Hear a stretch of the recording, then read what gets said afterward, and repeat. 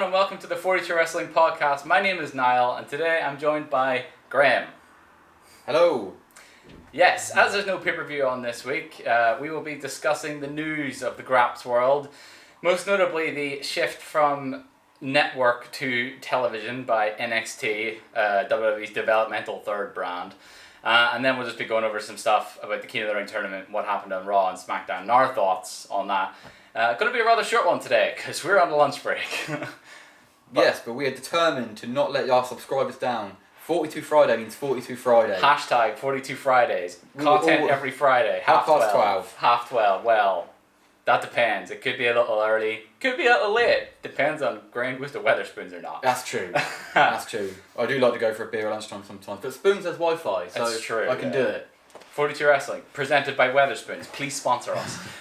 Anyway, right. So, yes, the big news this week. Obviously, NXT. Possibly the best show that WWE put out at the moment. Moving to television and expanding to 2 hours. Live to our audience. Against AEW's weekly show. Yes, running against AEW's weekly show, which I don't know has a name yet. What is it?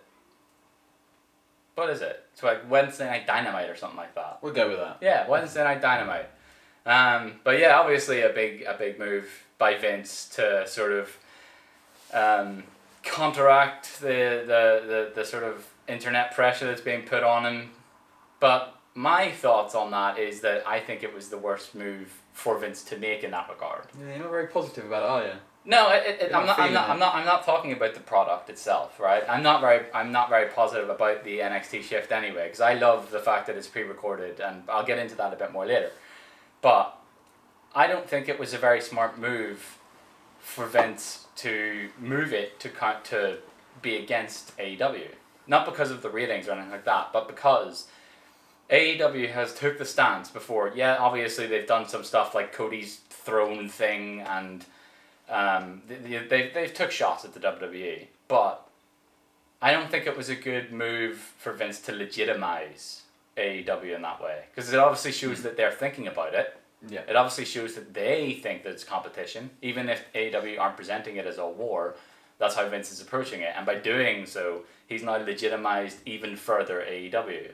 Yeah. I agree. It's true. Yeah, he's taken notice of them, and I hope he's doing it in the right reasons. I hope he's sort of putting it against NXT, AEW, because they're probably going to be similar, aren't they? In their the way they're run. Well, that's the thing. That's the thing that everyone on the internet is worried about, because obviously NXT at the moment is exclusively on the network. Yep. It's not on any television show or any television channel. And it's pre-recorded 4 weeks at a time, I think. Yeah, I think and it's run by a completely different creative team than Raw or SmackDown or 205 or whatever. It's a completely different creative team. And because they record in batches of 4 weeks, the storylines are often more consistent than you would find on the main roster, because it's been planned and recorded and you can't change it in the middle of, after it's all on the cam, essentially. You can't change it. Whereas Raw and SmackDown do occasionally often suffer with 2 hours before the show starts, and in some cases, if you were to believe the internet. Yeah, big rewrite. This is a crap script. You're fired. I'm gonna write Raw tonight. Roman. I love Roman Reigns. I like how you're the positive one. But yeah, no, I think that's like the main worry of all the NXT fans out there, is that the fact that it's going live means the show needs to be written every week. Yep. And the fact that it's going on television means that it'll be more affected by ratings, it'll be more looked at by everyone, including Vince McMahon himself, which is another worry, because people, they think that Triple H is handling it pretty well, shall we say. I'm hoping they haven't just put NXT against it. So if AEW does get better ratings and stuff like that, and Vince just like, it's only NXT. Rather than putting SmackDown against it. Obviously SmackDown's going Friday with Fox, isn't it? So, yeah. So do you think it's like, because obviously, it's Triple H's project. Do you think that Vince is sort of trying to undermine Triple H a little bit with that move? I don't know. I just think they're just trying to go direct, head-to-head competition. I think Vince loves it. I think he thrives on competition, doesn't he? Yeah. He wants to be the big man. He wants to be top of the wrestling world. Or the entertainment world, Entertainment world. Entertainment world. And I just think it's that. I don't think he's trying to undermine Triple H or pie off NXT. I just think, and I think positively, you've got to look at it from the NXT's point of view. People who don't watch NXT but they're familiar with WWE on TV, they won't know about NXT unless they have the network.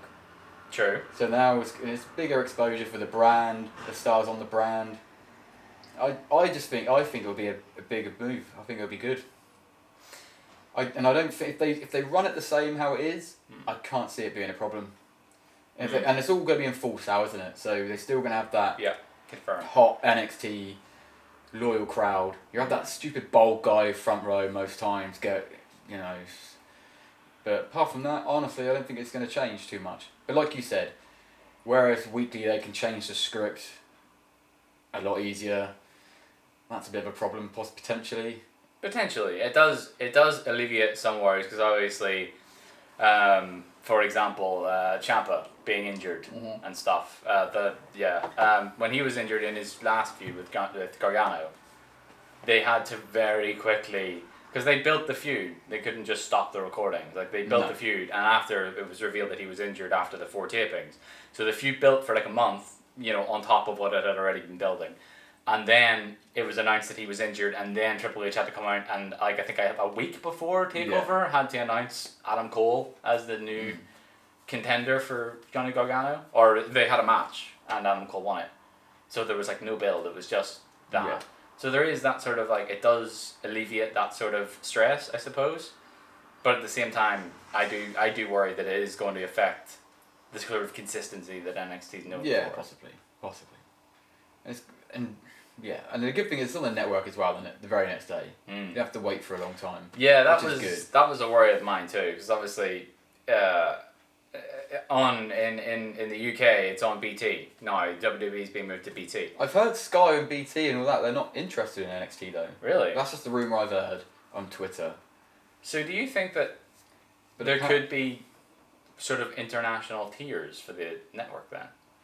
Maybe. Like, if you're in the UK and it detects you're from the UK, you can watch NXT on a Wednesday. No, I doubt that. No? No. I've heard Channel 4 are interested in NXT. Okay. But this is all just terrestrial Twitter television. rumours and, we're all idiots. We see something on the internet and we're like, that's got to be true. Yeah. It's on Twitter. Terrestrial television. Channel 4, yeah, apparently so. That would be big. Yeah. They would probably just put it on like a Friday night, like 11 o'clock, and no one's really watching or something like that. But I mean, if it's live, they did it Wednesdays, man. It's being broadcast live. I don't know if they do it live, but we record it and show later. I don't know. At midnight. Because it's gonna be broadcast at the same time as AEW, which will be at midnight-ish. Yeah. 11 to midnight-ish. So there's not really a lot on Channel 4 at that time they'd need to bump off. They could do it. And it would be actually a big change for WWE to be on terrestrial television again. Yeah. Because I don't think they ever have been. Like, their little show. They used to have Sunday Night Heat on Channel 4. Heat was on Channel 4, but like Raw and SmackDown were never on terrestrial television. Sky One, yeah. Sky Sports, which not everyone has. No. Not everyone has. Whereas Channel 4, I think you've got a big ratings boost in the UK. Though NXT is massively popular in the UK because it's more of a smarky country, if you know what I mean. Yeah. It's not as it's very more, especially because we don't get to go to all the tours and stuff. They only come over here once in a while. Download, isn't it? Downloads, yeah. That's NXT UK though, isn't it? No, yeah, it was NXT previously. And would they put NXT UK on UK TV if they do NXT? I don't think it's ready for that yet. You don't? No. It's a really good show. It is like, check it out. It's actually been really good recently, the Tyler Bate and Walter stuff. But I don't think it's as popular or as in demand as regular NXT. I don't think it could demand enough of a contract for them to give it up. Because once NXT's gone from the network, sort of, once it's not debuting on the network, you are losing some of an appeal for the network. Because I know a lot of people that will have the network just for NXT. Japan Zach, apparently. Japan Zach. Doesn't watch the pay-per-views though. He should watch 205 Live. He really should. He would enjoy 205 Live. He probably Live. would. Japan Zach, watch 205 Live. Everyone watched 205 Live. Apparently it's very good. I don't watch it. I should take my own advice. Graham apparently watches it though. I've watched it a few times. Yeah, Yeah. It's pretty good fun. Pretty good fun. But yeah, back to the subject at hand. The internet doesn't like it. The NXT move. The internet doesn't like it. Yeah, I know, but Internet fans of WWE, they don't like anything. But yeah, I don't like it. I see why there's a bit of skepticism about it. I think if Triple H is still the main man behind it all, it's his team, his creative team doing what they're doing. If they just keep doing what they're doing, it'll be absolutely fine. If Vince McMahon peers his little head into the NXT board meeting and gets into it, then it could get a bit weird. But I hope it doesn't. I really hope it doesn't. Another big thing for people online is that the wrestlers from Raw and SmackDown will be coming to NXT for showcase matches. Yeah. Which is fine every once in a while. It will get ratings, won't it? Every once in a while though. It has to be every once in a while. Yeah. Because it is still a developmental brand. Yeah. It is still to develop the stars that will go on to Raw and SmackDown. The last for thing, good or bad. The last thing you want is them continuing a storyline from Raw on NXT. Yeah. And I don't want NXT people just rocking up at all different shows. Yeah. There has been a bit of that lately, hasn't there? Yeah. Like the Street Profits just rocking up on Raw. That was, yeah. Apparently they're not being taken to Raw anymore. Apparently they're back on NXT now. That's good. Yeah. Spoilers for the NXT tapings. So if you don't want to hear spoilers for the NXT That's another tapings. thing. Spoilers won't be ruined weeks in advance now, will they? That's true, yeah. But yeah, that's good. That's an advantage of live television. Yeah, that's good. It is one of the advantages. There is something special about watching live TV because you never know what's going to happen. No. But my worry is a lot of these guys are in developmental because they're learning to work TV. That's kind of the reason they're there. So if you stick someone who's not new but relatively new to the business in a live TV setting, A live promo, yeah. They might feel, and then if instead of having the liberty of being able to re-record it, redo it, you might end up killing the star power of somebody who hasn't necessarily not got it, but it just isn't ready yet. Yeah, that's true. You put a live camera on, but we're live in 5, 4, 3, 2, 1. Yeah. Change everything, can't it? I think they're going to avoid. I think personally they should avoid that with a lot of pre-recorded stuff. Yeah, they can easily do that with backstage stuff, can't they? Yeah, because it's the NXT has in-ring promos. Don't get me wrong, it does have it, but it's not all the time. No. It's not like Raw or SmackDown where every promo essentially is in the ring. Yeah. It's like... It's a lot more backstage, isn't it? Yeah, it's like they only really let the very, very confident talkers go out and cut those in-ring promos, which I think they'll continue to do, because they'll know exactly what I just said, that they could actually affect someone's career. Yeah. One promo could ruin it, couldn't it? It also does open up the possibility. One of the more exciting things to me about NXT coming over to television is that in the eyes of Vince, it's now more legitimate as a brand, as a third brand. Yep. Which does sort of strengthen the idea that it could be involved in Survivor Series in some way. I don't think it will. I don't know. I think it could be not like an NXT Invasion angle or whatever, but I think NXT 205 Live. There'd be some great matches. That would be a great Survivor Series match. What are you on about? But yeah, no, I think that it could add some legitimacy to them taking part in these cross-branded pay-per-views. Yeah. Especially WrestleMania and stuff. Yeah, you can have the NXT title on at WrestleMania. No, it's TakeOver. Yeah, you can't do that. What are they going to do now? You defend the Universal title on TakeOver, and you can defend the NXT title on WrestleMania. Japan Zach would lose his mind, mate. He would lose his Adam mind. Cole's main event in WrestleMania! No, it'd be pre-show, wouldn't it? Yeah, that's true. Yeah, pre-show. Brock Lesnar versus Roman Reigns at NXT TakeOver.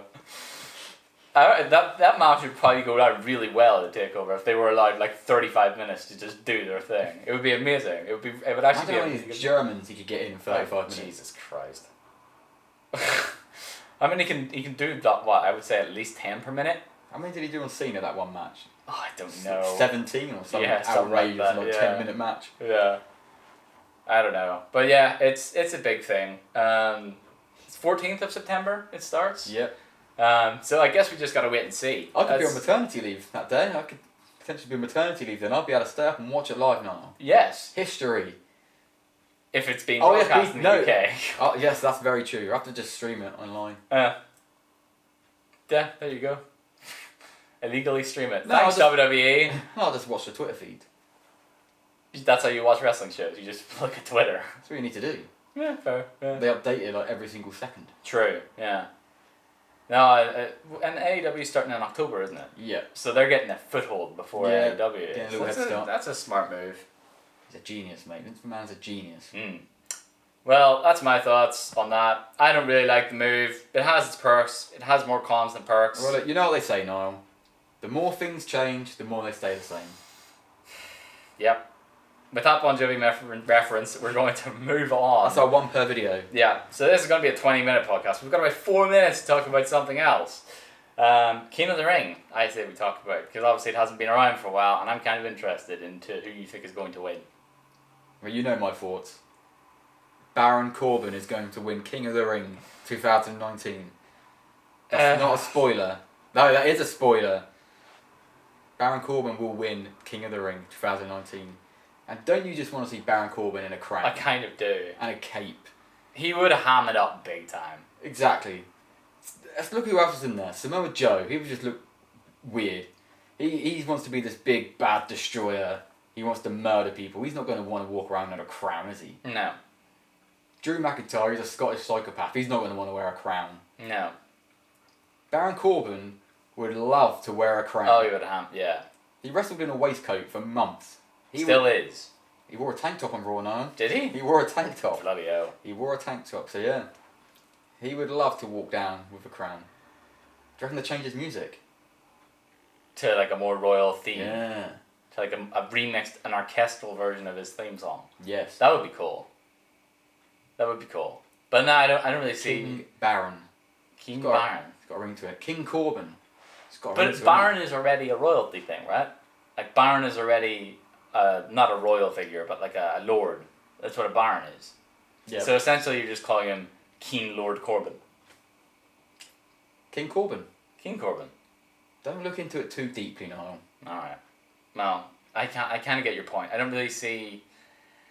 Heel Miz would have been a good king, but... He's not in the tournament, is he? Yeah, he's facing Corbin. Oh, yeah. But Miz is going to go into that thing with Nakamura and Zayn, yeah. Isn't he? So he's King out. Nakamura would have been awesome. He could have been so much... He could have been like so over the top. That's true. That would have been amazing. Maybe he's going to beat Miz up and take his place. Take his spot. Fantasy booking. Fantasy. But who else is in there? Elias, because he beat Kevin Owens. Yep. He wouldn't be a bad king. Andrade? Andrade would be a great king. Yeah. I reckon. Because he's already got Selena Vega. No, just dump her for the real queen, Charlotte Flair. Oh. They'd have thrones and everything. Yeah. She did reference the throne on SmackDown now. True, So. true. What I'm saying is he could do the whole King Booker thing with Booker's wife Sharmell and stuff. Yeah, yeah. They have that pairing already set up to go. So it would make sense for him to win. Plus, I think they've been kind of looking away to push Andrade with the Rey Mysterio stuff, because he's beat Rey Mysterio so many times now. Yeah. I think they are actually looking away to sort of push him, and like King of the Ring, while not like a massive deal, could be just like another notch on the belt on his way up the card. Because I think they are looking in as the future, like he is like but really high on him. He's getting a decent amount of TV time each week, isn't he? Yeah, it is literally just apparently Vince McMahon told him to learn English, and that was it.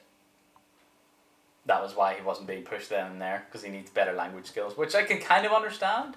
But you have a manager. Why do you need to do that? Yeah, he's got a mouthpiece, isn't he? Yeah. It's like not pushing Nakamura, so you give him Zayn and now you can push him. Doesn't make any sense. Why do you need to cut a perfect promo? You do in WWE, don't you? Yeah, but not if you're a foreign wrestler. You let your actions do the talking. Or broken English and then have your actions add on to that. I miss Nakamura's I speak no English. Yeah. No speak English.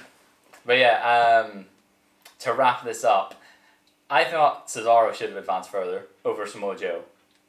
I don't think he should have been out in the first round, because Cesaro would have been a really good candidate to win, in my opinion. Yeah, but I don't think they got anything for Cesaro, have they? No. He's the guy you want to have a good match with. Put him against Cesaro. He'll beat Cesaro. You have a great match. It was a good match. Yeah, always is. The first European uppercut, it was stiff as. It knocked Joe for a loop. Have you seen it? I've seen the highlights, yeah. Yeah. Go and watch like the opening of that match. He literally just rushes Joe. Oh, straight away, yeah, from the back. Uppercuts him in the face, hits him with his shoulder. It's ridiculously stiff. And then Joe just obviously is a badass, so he just stiffs him back. Yeah. It's just a big boss fight. It's great. But no, I thought he should have went further because Joe is already sort of in the Roman Reigns storyline.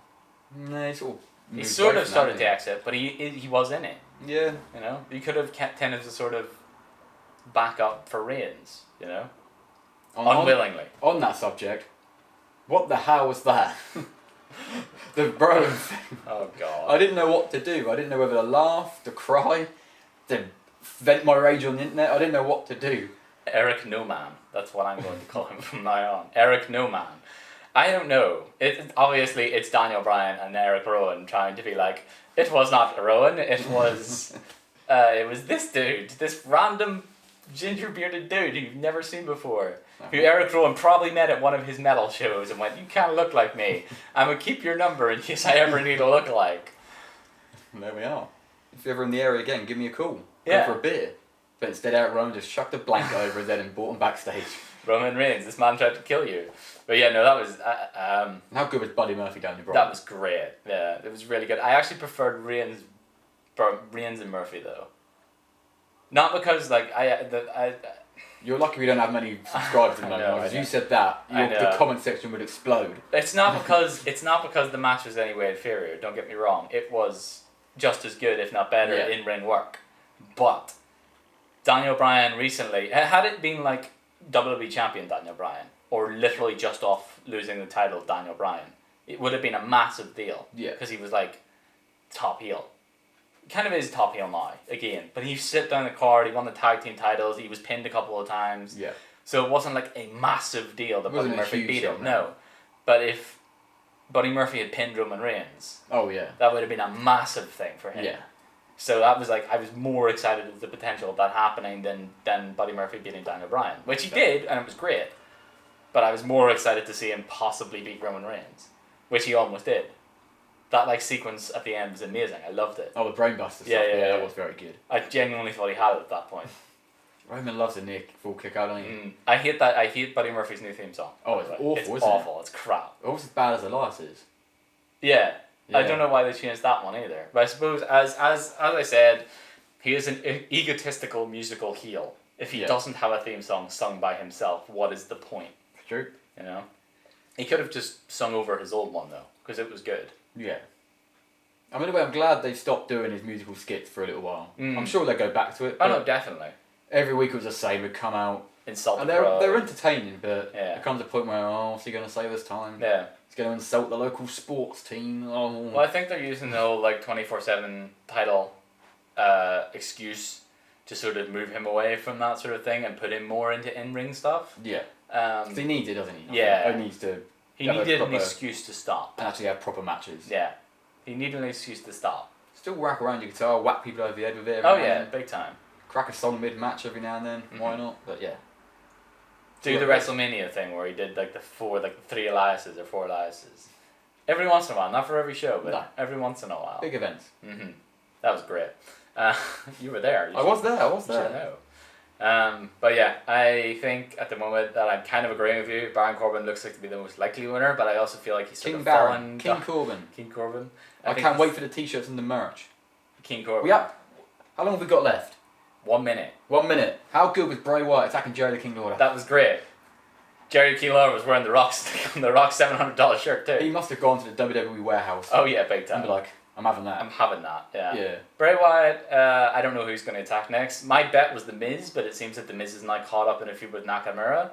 So I don't know who Bray Wyatt's going to go after next. Take a guess. 30 seconds, let's go. Renee Young. Renee Young. Really stick it to Moxley. Oh, okay.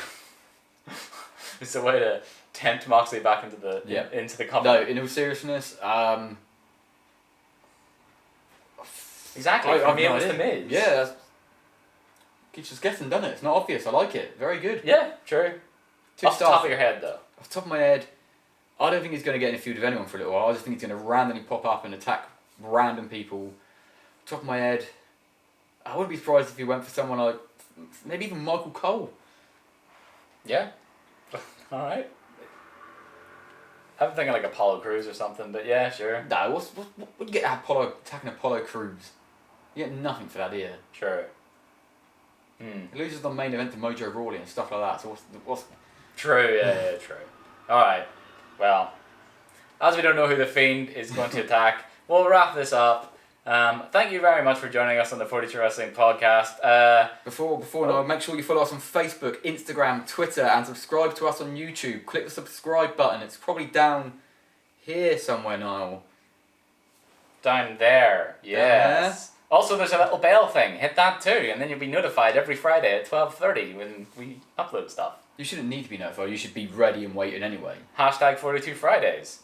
Goodbye.